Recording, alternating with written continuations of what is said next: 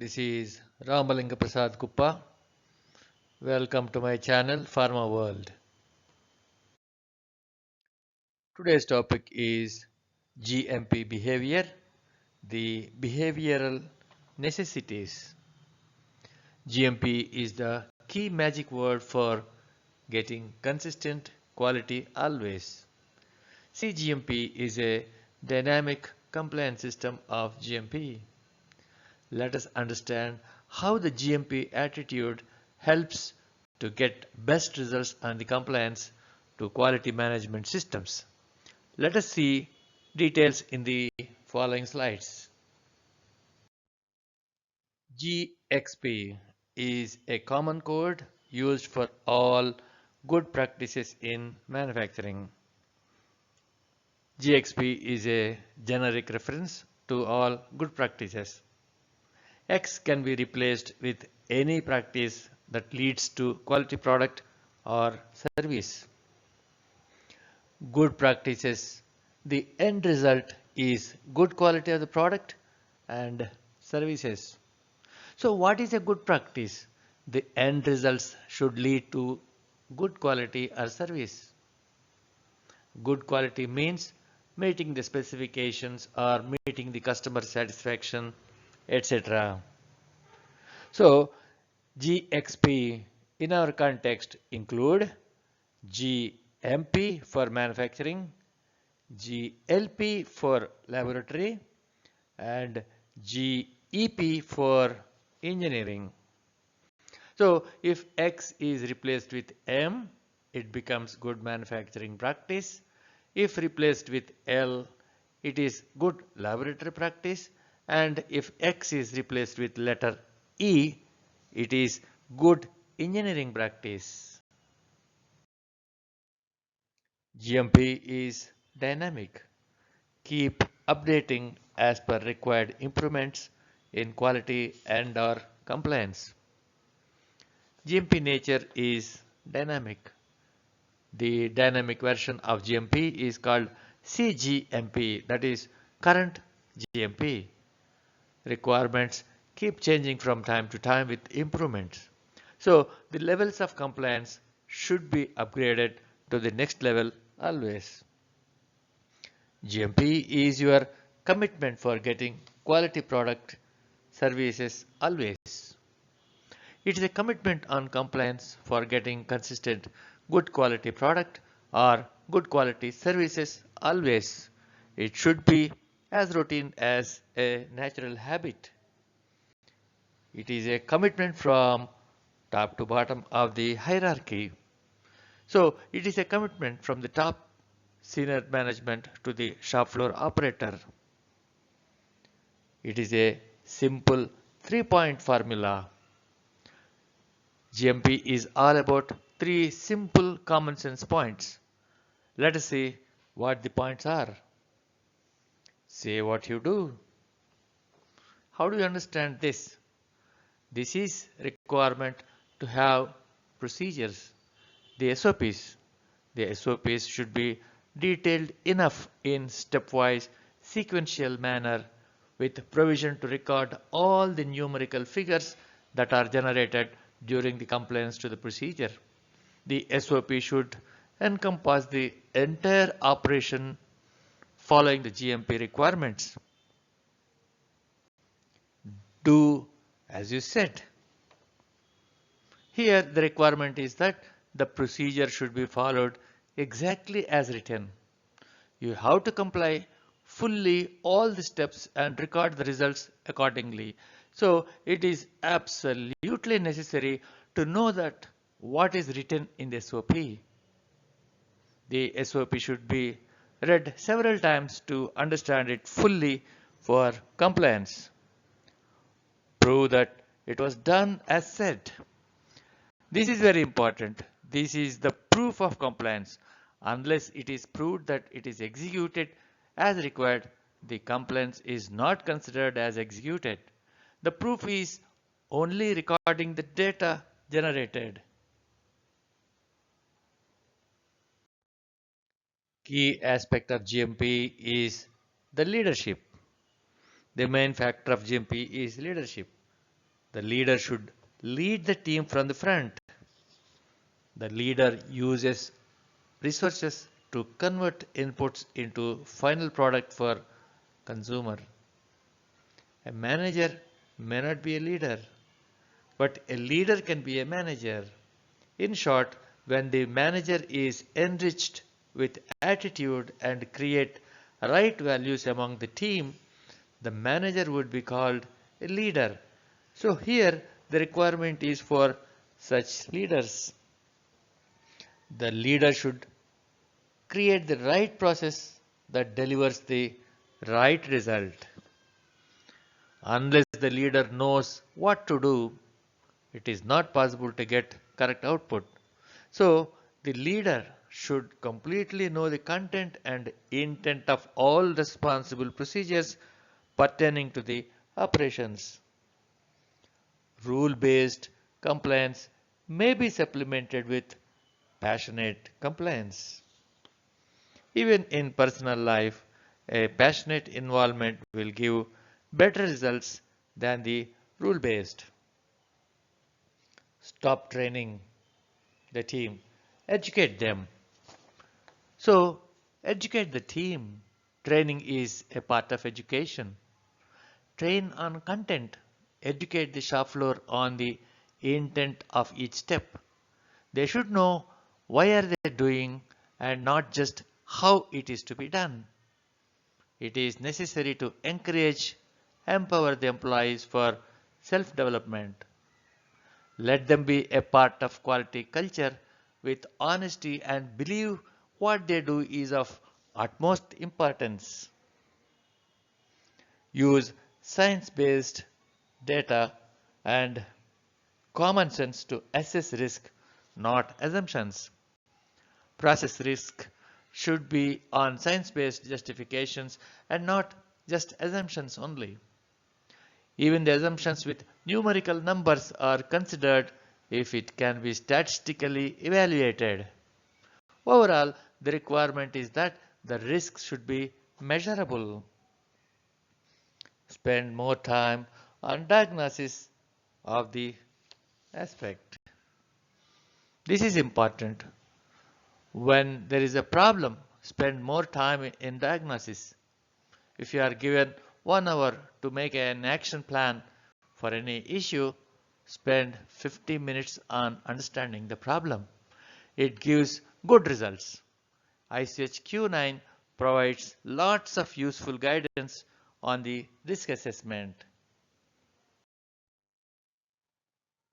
The GMP system should be developed on risk-based approach. As explained in the previous slide, Q9 provides wonderful guidance on risk assessment. The QMS should be developed that way only. There should be a detailed procedure for any activity in GMP. The SOPs should be detailed to cover the entire operation with a provision to record facts and figures wherever necessary. SOPs should be simple to understand and should be in an imperative and mandatory style. Refer Hydraulics Volume 4, Part 1, Section 4.4.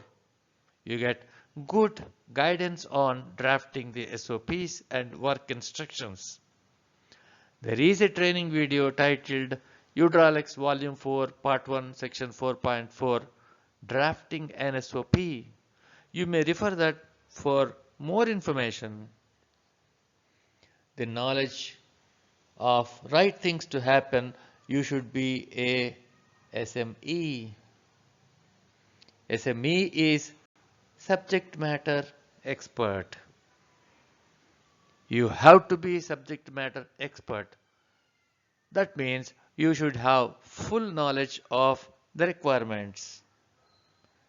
The only way to be an effective SME is read again, understand and interpret the guideline requirement. How to become an SME? The only way is Read the guideline several times till you understand completely the intent and the content of the guideline. Then interpret the requirement. The content and intent must be absolutely clear, crystal clear. The belief in the advantages of the new behavior over practicing the old habits should be strong. Motivation is another factor. You should believe strongly that the new improvised behavior is for betterment. There should be strong trust that the new behavior is relatively simple and effective to follow. This is another important point. We should believe that practicing better way is simple and effective. True motivation is intrinsic, inbuilt, personal and emotional. You own the execution of the procedure this way. The emotional ownership component is predominant here. Treat the team members as players and not as pawns. This is important. Often we believe I am successful because I worked hard and efficiently, and I failed because the team did not support me. This is not the right approach or attitude. You have to assume that you are the part of the team. All are team members at different layers. Nobody is less important or more important. Everyone has their own area of expertise. Treat them as assets which would earn reputation for you. So obviously, when you treat your team members as a part of your success, they earn reputation for you. Like if an FDA inspection is successful, it is a very hard work involving from the gate office staff up to the housekeeping persons. But the inspection success letter will be issued on the name of the QA head. So this way you earn reputation as an efficient team manager or team leader. More importantly, remove all the barriers that come in the way for changing the behavior for better. Changing old behaviors is very hard. Habits die hard. Our habits are deep rooted, running in our blood for ages. Most people expect immediate results and gives up when it won't happen. There is a possibility of change in attitudes and behavior when the environment is changed. The environment includes systems, procedures, and control measures. Remove all barriers, including fear, hesitation to tell something to the seniors. Take suggestions from all top to bottom. Evaluate. If suitable, use their suggestions and appreciate them for the suggestions given. If it is not suitable, just ignore. However, thank the person for providing that suggestion. This attitude should be felt both by the suggestion acceptor and suggestion giver. A strong quality culture is best indicated by what is done when nobody is looking. This should be practiced as routine when the work is done correctly, when there is no supervisor around to remind you to do it correctly without any shortcuts. This is the real and strong work culture. This type of culture always gives quality output. People should be educated up to this mark. This can be measured in terms of observations from FDA inspections. Obviously, no or less number of minor 483s are evidence for this. Positive attitude towards the quality culture involving in skill improvements continually. Questioning culture, can this be done better? This is important to note.